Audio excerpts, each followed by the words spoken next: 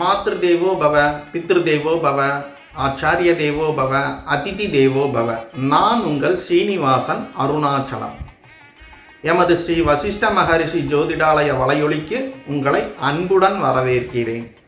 இன்று மிகவும் சுவாரஸ்யமான ஒரு தலைப்பை பற்றி பேசப் போகிறோம். ஜோதிடம் என்பது உண்மையா? ஜாதகத்தில் எழுதப்பட்ட விதியை யாராலும் மாற்ற முடியாதா? கிரகங்களே நம் வாழ்க்கையை முழுமையாக இயக்குகிறதா? இப்படி பல கேள்விகள் மக்களின் மனதில் எழுந்து கொண்டே தான் உள்ளன. அவற்றில் எது உண்மை, எது தவறு, எது நம்பிக்கை என்பதை பற்றி இந்த காணொளியில் தெளிவாக பார்ப்போம். ஜோதிடத்தில் இன்றைய நிலையில் சிலருக்கு தசாபுத்தி வேலை செய்வதில்லை, சிலருக்கு கிரகங்கள் வேலை செய்வதில்லை, சிலருக்கு நட்சத்திர குணாதிசயங்கள் வேலை செய்வதில்லை. இதற்கு என்ன காரணம் என்றால், மனிதன் இயற்கை நமக்கு அளித்த செயல்களிலிருந்து தப்பித்து செயற்கையாக தாமே உருவாக்கி கொண்ட பாதையில் கிரகங்கள், திசாநாதர்கள், புத்திநாதர்கள், நட்சத்திர குணங்கள் யாவையும் வேலை செய்யாமல் இருப்பதற்கான முக்கிய காரணமாக அமைத்து கொண்டு விட்டான். முதலில் ஜாதகத்தில் இருப்பது அப்படியே நடக்குமா என்றால், ஜாதகம் என்பது ஒரு மனிதனின் வாழ்க்கை பாதையை சுட்டிக்காட்டும் வரைபடம். அந்த பாதையில் எப்படி செல்வது என்பது நம்மிடம்தான் உள்ளது. மழை பெய்யும் என்று வானிலை அறிவிப்பு வந்தால் நாம் குடையை எடுத்துச் செல்வதைப் போலத்தான் ஜோதிடம் நமக்கு சரியான நேரத்தில், சரியான காலத்தில் சரியான எச்சரிக்கையை தருகிறது. அது முடிவை தருவதில்லை. இரண்டாவதாக, சிலர் பரிகாரம் செய்தால் எல்லா பிரச்சனைகளும் உடனே தீர்ந்து விடுமா என்றால், இதில் பரிகாரம் என்ற வார்த்தை சரியான வார்த்தையே அல்ல. பிராயச்சித்தம் என்ற வார்த்தையே சரியாக பொருந்தும். இந்த பிராயச்சித்தம் என்பது இறைவனை நினைத்து தியானித்து மனதை தூய்மைப்படுத்தும் ஒரு ஆன்மீக முயற்சி. அது நம்முடைய நல்ல செயல்களோடு இணைந்தால்தான் முழு பலனை தரும். விதை விதைக்காமல் பயிர் அறுக்க முடியாதது போல முயற்சி இல்லாமல் பிராயச்சித்தமும் பலனை தராது. மூன்றாவதாக, ஒரே ஒரு கிரகத்தினால் நமது மொத்த வாழ்க்கையையும் கெடுத்துவிட முடியுமா என்றால் அதுவும் இல்லை. ஜோதிடத்தில் 9 கிரகங்கள் ஒன்றோடொன்று தொடர்புடையவை. ஒரு கிரகத்தின் நிலையை மட்டும் பார்த்து நமது முழு வாழ்க்கையையும் தீர்மானிக்க இயலாது. நவகிரகங்களோடு லக்ன புள்ளி என்கின்ற நமது செயல்பாடுகளையும் சேர்த்துத்தான் தீர்மானிக்க இயலும். இதனை இன்னும் தெளிவாக சொன்னால், நமது ஜனன ஜாதகம் என்பது சதுரங்க விளையாட்டின் அட்டையை போன்றது.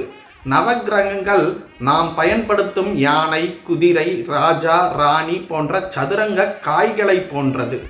நாம் தான் நமது முழு அறிவை கொண்டு எப்படி காய்களை நகர்த்தினால் எப்படி நாம் வெற்றி அடையலாம் என்று தீர்மானிக்க இயலும். இதில் அனுபவமிக்க ஜோதிடர்கள் முழு ஜாதகத்தையும் ஒவ்வொரு கிரகத்தையும் மற்றொரு கிரகத்துடன் இணைத்து பலன் எடுக்கிறார்கள். அவ்வளவே. நான்காவதாக, சனி பகவான் வந்தால் வாழ்க்கையே முடிந்தது என்ற தவறான திணிப்பு. சனி பகவான் என்பவர் தண்டிப்பவர், தடைகளை ஏற்படுத்துபவர் மட்டுமல்ல, கற்றுக் கொடுப்பவரும் அவரே. ஒழுக்கம், பொறுமை, உழைப்பு ஆகியவற்றை வளர்க்கும் காலமாகவே பாரம்பரிய ஜோதிடர்கள் சனி பகவானின் காலத்தை பார்த்தனர். அதில் எத்தனை சோதனை வந்தாலும் அது பல நேரங்களில் வாழ்க்கையை வலுப்படுத்தும் அனுபவமாக மாற்றும் என்பதே உண்மையான நிலையாக அமைந்துள்ளது.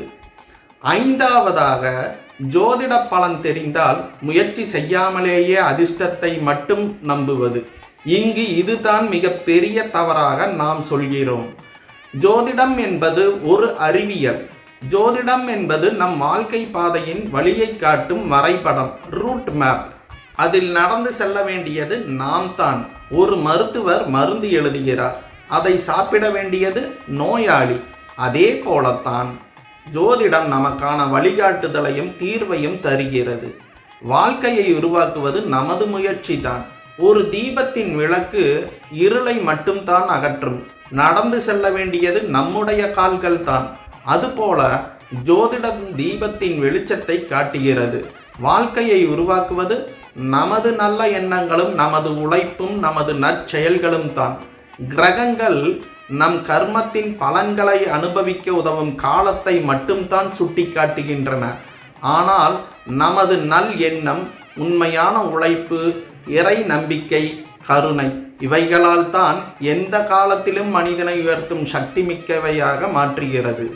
எனவே ஜோதிடம் என்பது பயத்தை உருவாக்குவதற்காக அல்ல, நம் வாழ்க்கையில் விழிப்புணர்வை உருவாக்குவதற்காக.